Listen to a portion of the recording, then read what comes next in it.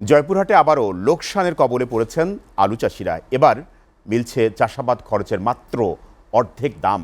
ন্যায্য মূল্য নিশ্চিত করতে সরকারকে বিদেশে আলু রপ্তানির ব্যবস্থা নিতে আহ্বান জানিয়েছেন আলু চাষিরা। তবে হিমাগারে আলু সংরক্ষণ হলে সামনে ভালো দর পাওয়ার আশ্বাস কৃষি বিপণন বিভাগের।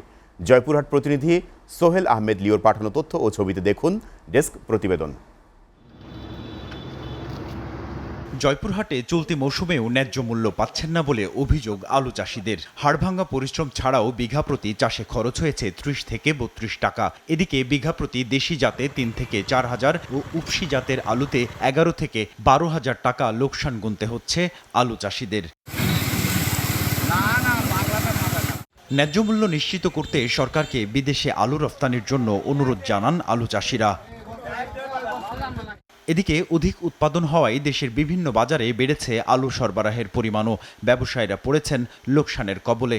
যে দ্রব্যমূল্য সবকিছুর দাম বেশি, সেই হিসাবে তো আলুর দামই নাই। এটা তো পানির দামে দাম বিক্রি হয়। আমরা সীমিত, আমাদের খরচা বেশি, দ্রব্যমূল্যের দাম বেশি, একটা সার কিনতে যাব, কীটনাশক, তারপরে শ্রম আছে। অন্যদিকে কৃষি বিপণন বিভাগ জানায় বাজারে আলু সরবরাহের চাপ খানিকটা বেশি বলে দাম কিছুটা কম। কৃষি বিভাগ জানায় জেলায় চলতি মৌসুমে প্রায় ৪০,০০০ হেক্টর জমিতে আলু চাষ হয়েছে, যেখানে উৎপাদনের লক্ষ্যমাত্রা ধরা হয়েছে প্রায় ৯.৫ lakh metric ton. SATV news desk.